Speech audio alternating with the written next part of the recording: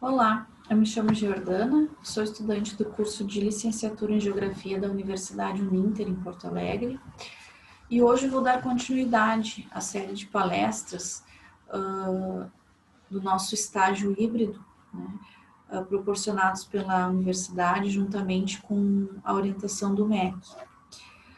E nos outros vídeos a gente falou um pouquinho sobre a água, né, a importância da água, e hoje o tema é sobre a utilização da água, né? Como que nós utilizamos a água no nosso dia a dia?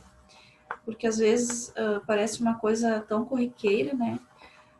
Mas a gente às vezes faz coisas durante o dia que nem se percebe que utiliza a água, né? Às vezes até para tomar um simples café, a gente não tem a percepção que está utilizando para tantas coisas a água. Então, vem daí a importância de termos o cuidado, né? E para darmos início, eu trouxe aqui uma imagem que vem mostrando a porcentagem de água que gastamos para fazer as atividades diárias, né? Aqui como beber, a preparação dos alimentos, né? A higiene da nossa casa, também a nossa própria higiene, nosso banho, né? E outras atividades aqui que às vezes não é todos os dias, né? Que é realizado, como lavar a roupa, o carro e jardim, né? Hoje é bem comum campanhas para que as pessoas não gastem tanta água, né? Na limpeza de carros e de calçadas, principalmente, ou então que construam uma cisterna para que possam coletar água da chuva para fazer essas atividades. Então, a terra, ela pode parecer que tem bastante água, né? Água em abundância. Mas, na verdade, apenas 1%, né? De toda essa água, ela está disponível para o uso humano.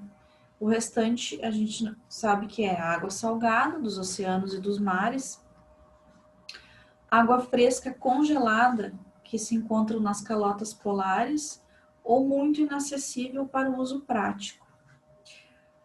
Então, enquanto a população e a demanda em recursos de água doce estão aumentando, o abastecimento sempre permanecerá constante.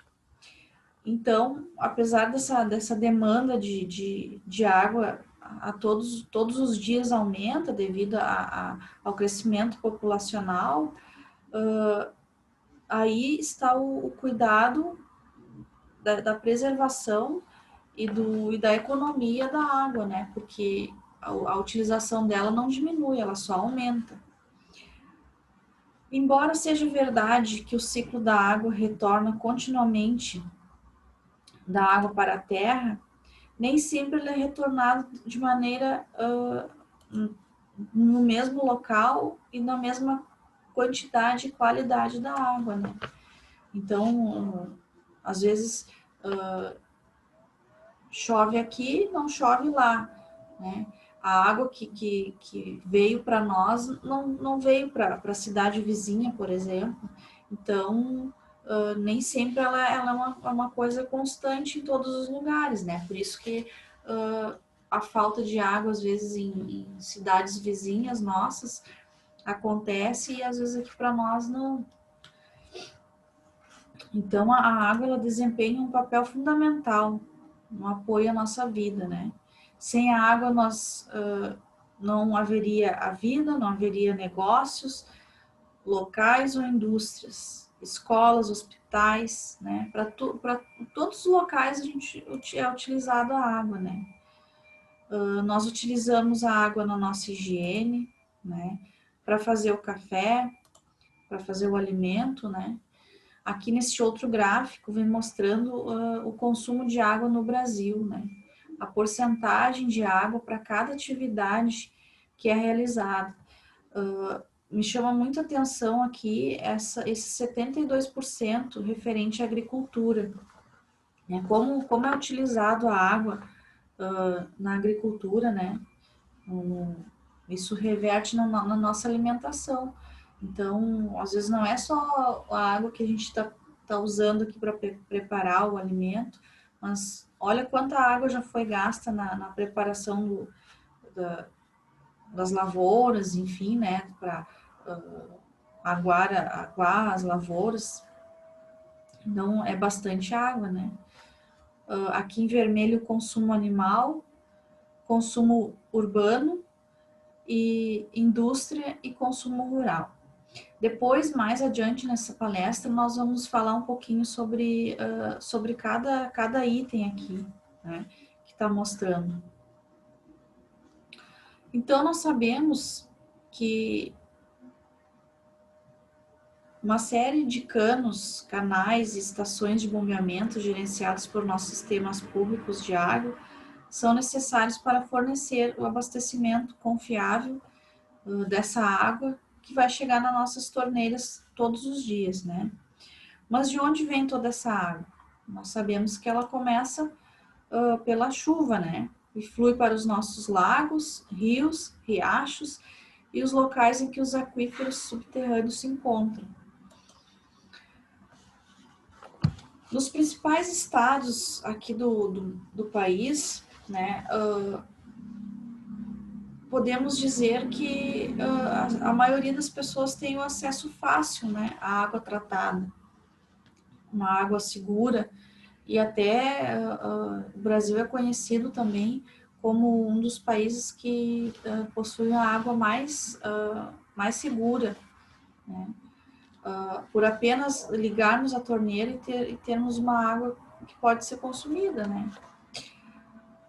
Acordamos pela manhã, tomamos o nosso banho, escovamos os nossos dentes, tomamos o nosso café e vamos fazer nossas atividades. E a água está presente em todos esses momentos, né?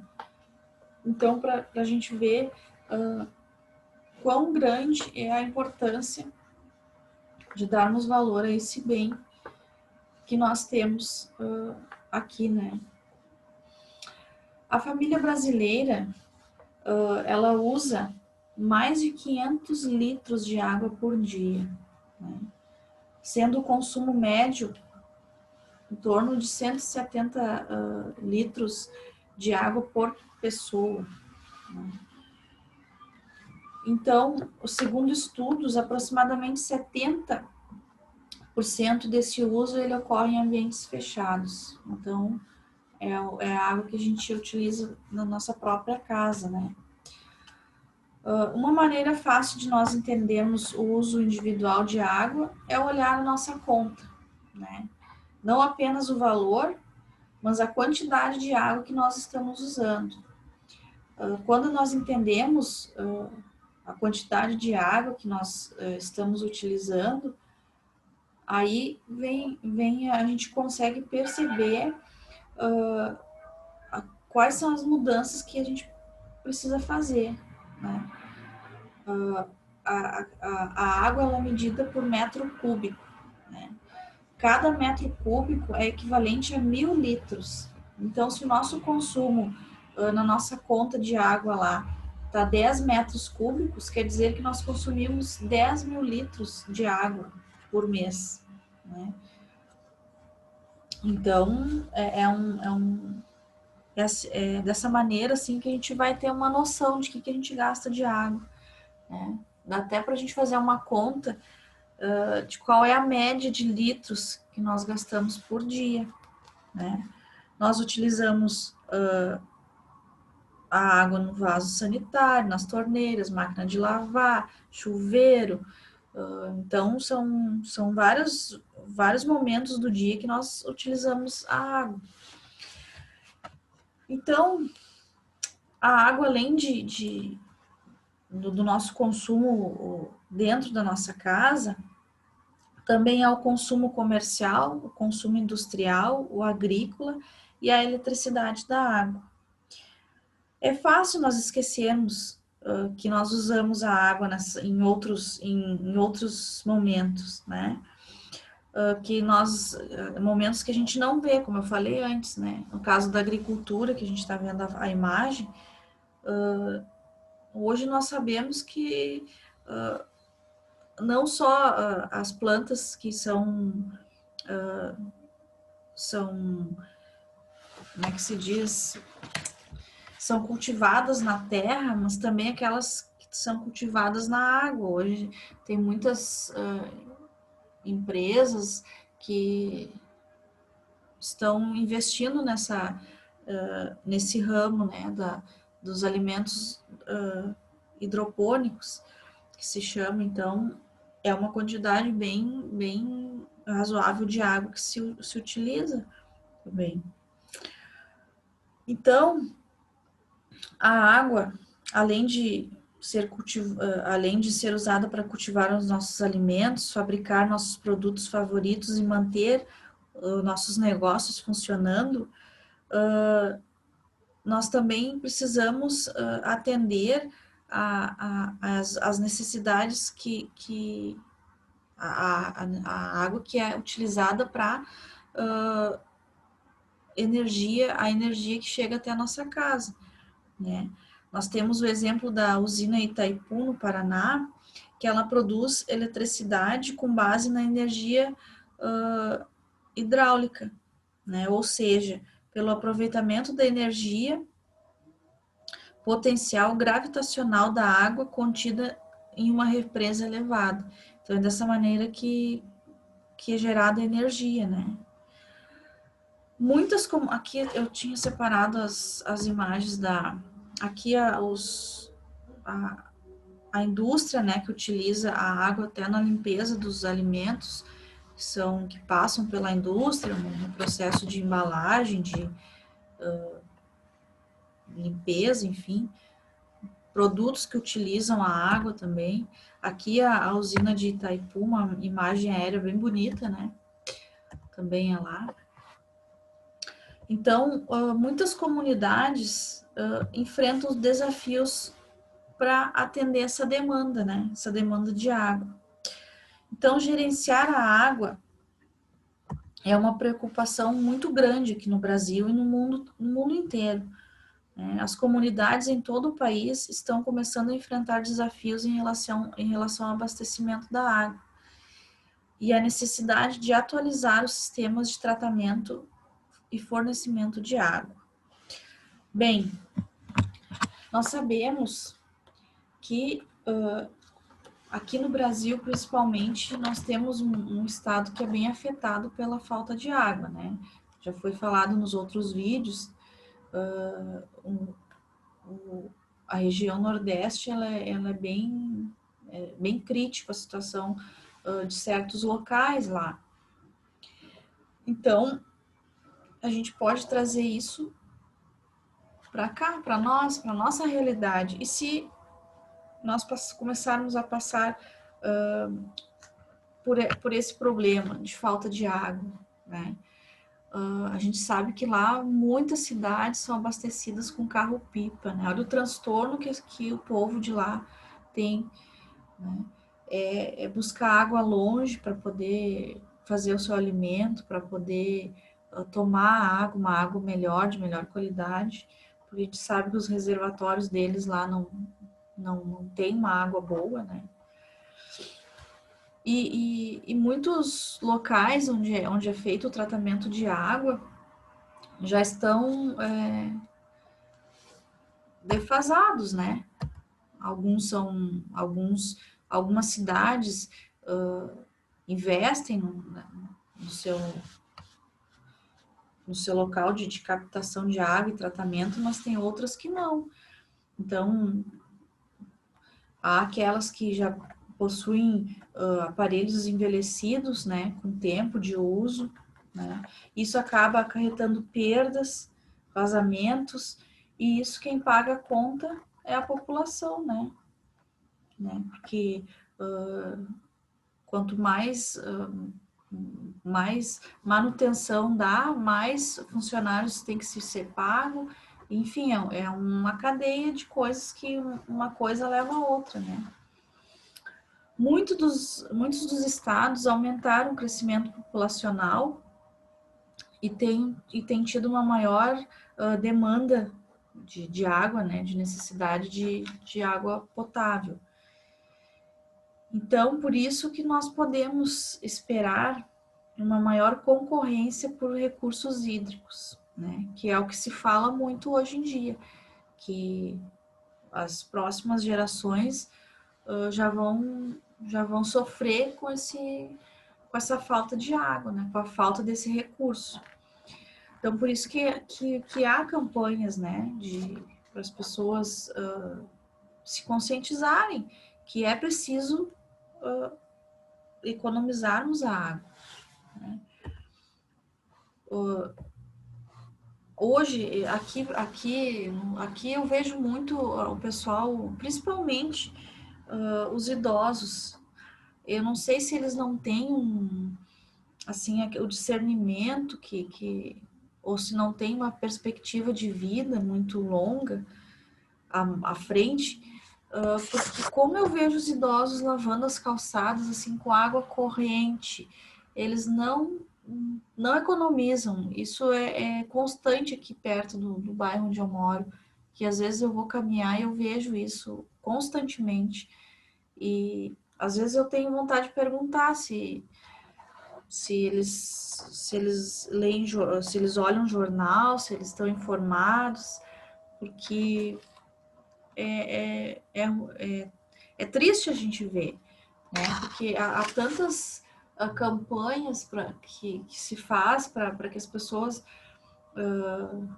não gastem água com essas coisas, né? Às vezes, faz pouco tempo eu estava andando e eu vi uma senhorinha lavando uma calçada de um prédio, uma garagem de um prédio. Não tinha nada de sujeira, não tinha nada, não tinha barro, nada. Era uma coisa assim que era só varrer. Tinha mal umas folhinhas perdidas. E ela lavando com água corrente, aquilo assim, como se levasse aquelas folhas com a mangueira, como se fosse uma vassoura, sabe? Então, isso é triste, né? Porque olha quanta água foi desperdiçada ali para lavar uma coisa que uma vassoura podia fazer, né? Não era uma coisa que estava imunda de sujeira, não era essa situação, né?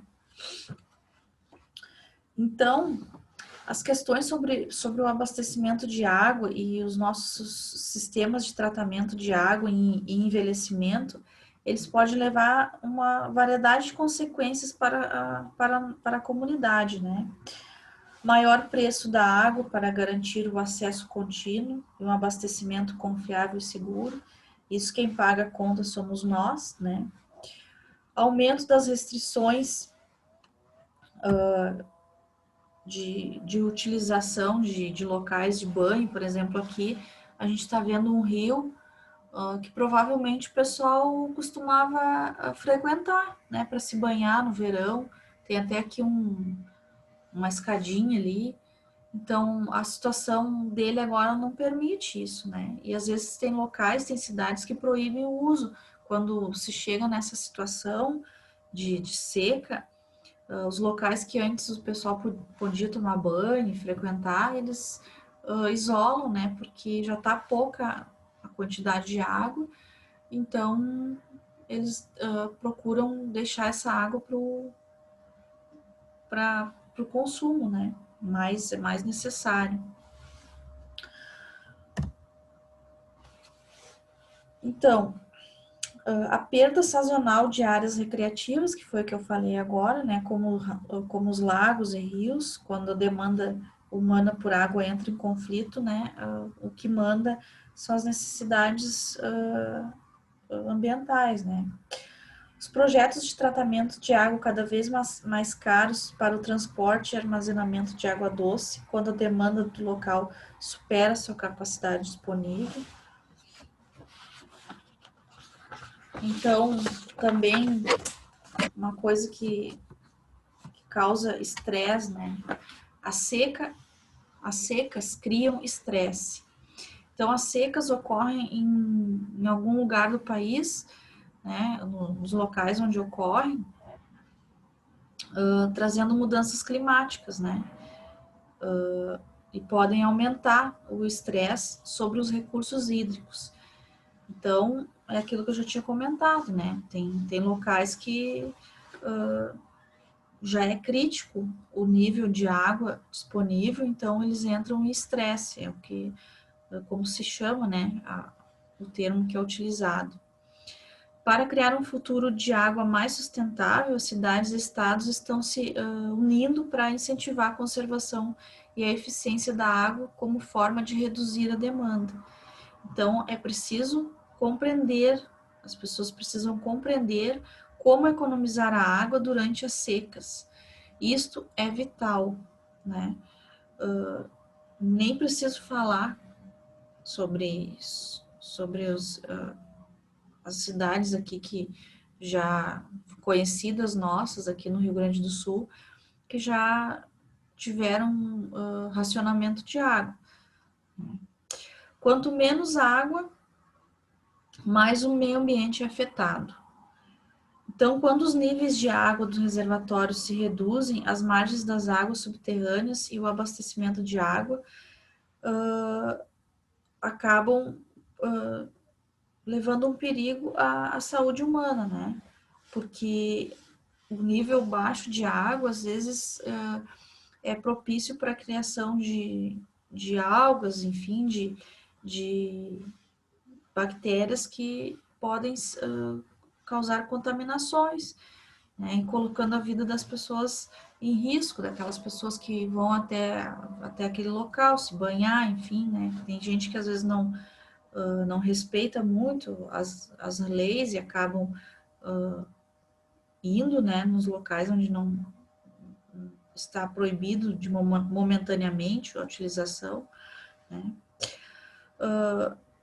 Então, as campanhas para que seja feita as campanhas de incentivo à economia da água já estão sendo feitas, né? Isso a gente já sabe.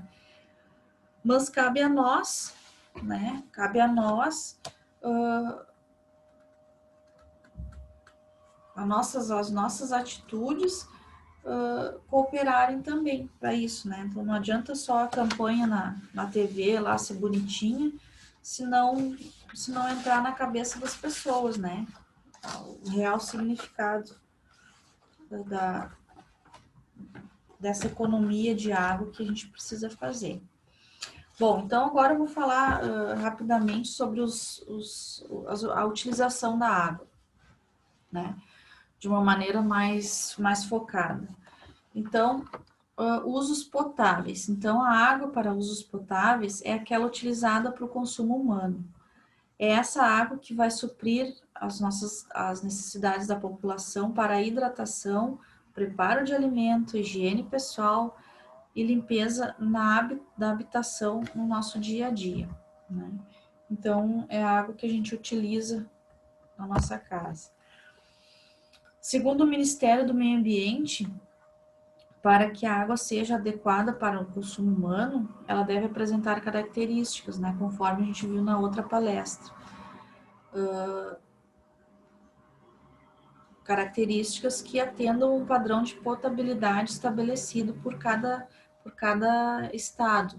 Nós vimos na outra palestra que cada estado, mesmo unidos pela Agência Nacional das Águas, cada estado estabelece os seus critérios de avaliação, né? Então, usos urbanos. A gente viu os usos potáveis, agora usos urbanos. Os usos urbanos vão além dos usos domésticos da água, mas também outras formas de utilização, como combate a incêndios, sistemas de refrigeração, ar-condicionado, limpeza de veículos, de vias e de prédios, entre outros. O uso na irrigação e na agricultura. Então, segundo a Organização das Nações Unidas para a Alimentação e Agricultura, a produção agrícola ela é responsável pelo uso de 70% dos recursos hídricos. Lembram do gráfico lá do início, que mostrava a parte azul, o quanto que é utilizado de água, né? Além do alto consumo e desperdício, a agricultura também afeta a qualidade da água e dos solos devido ao uso indiscriminado de agrotóxicos e fertilizantes, colocando em risco os mananciais. Então, aí mora um perigo, né? A agricultura utiliza bastante a água e quando a água toca novamente no solo, ela já toca, ela volta ao solo, já podendo estar contaminada com agrotóxicos e fertilizantes, que é muito utilizado hoje em dia, né? Então, isso é um risco e há uma necessidade de fiscalização para que isso não aconteça, né? Ainda segundo o estudo, se bem planejada e executada, a irrigação possibilita o aumento da produção e da eficiência do uso da água, tanto em quantidades quanto em qualidade e regularidade. Além disso, gera a diversidade de culturas, contribui significativamente para o fomento da produção agrícola e, consequentemente, no próprio PIB do país, né? É a água sendo utilizada para a economia do país aumentar. Também temos a água em usos industriais. Então, depois do setor agrícola, as atividades industriais são as que mais utilizam esse recurso. São responsáveis por 22% do consumo total de água. O uso nos processos industriais vai desde a incorporação da água nos produtos, né, a utilização da água para fabricar o produto como matéria-prima, e até mesmo na geração de energia e limpeza e o resfriamento de equipamentos e instalações, né? Então, aqui a gente pode ver a limpeza de alimentos, né? Aqui provavelmente está sendo utilizada como, como matéria-prima, né? De algum produto vai ser utilizado. Também ela é utilizada para geração de energia, né? Conforme a gente já tinha visto ali anteriormente, brevemente, outra forma bastante utilizada das águas é para a geração de energia elétrica por meio das hidrelétricas. No Brasil, a água é a principal fonte de geração de energia, que corresponde a cerca de 90% de toda a produção. Isso representa uma grande vantagem, né, já que se trata de uma fonte limpa de energia, ao contrário dos combustíveis derivados do petróleo, do carvão, por exemplo. Para o seu funcionamento, os rios são represados e a força da queda da água movimenta as turbinas, gerando eletricidade. Então, é importante ressaltar que, apesar de gerarem essa energia limpa, as hidrelétricas também podem causar um grande impacto ambiental, né, nessas regiões onde elas são instaladas. Por isso que é necessário que sejam adotados critérios na construção e na localização, né, para que essas consequências não sejam desastrosas, né? Então, para isso tudo há um estudo, né? Um estudo que é feito antes da construção desses locais. Finalidades ambientais. A água ela pode ser empregada também para fins ambientais, como a aplicação em terras alagadas, que são áreas permanentes ou periodicamente inundadas por águas. Em geral, esses terrenos abrigam uma grande e rica diversidade de ecossistemas, como praias de areia, recifes, coral, nascentes de água doce e prados que dependem do ambiente inundado para subsistir. Então, há locais que precisam da água para que o seu ecossistema não se acabe, né? Então, aqui a gente vê a imagem do mangue, tem animais que sobrevivem apenas no mangue, fora do mangue não se procriam, né?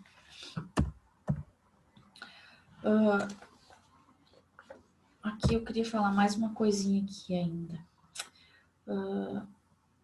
Outro uso ambiental também importante, que diz respeito à recarga de mananciais para o aumento da vazão em cursos de água. Essa técnica consiste na reposição de águas de rios e aquíferos.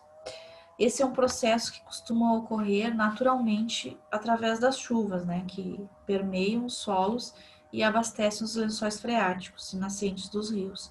Só que há regiões mais secas que existem procedimentos artificiais para que sejam mantidos esse solo encharcado, né?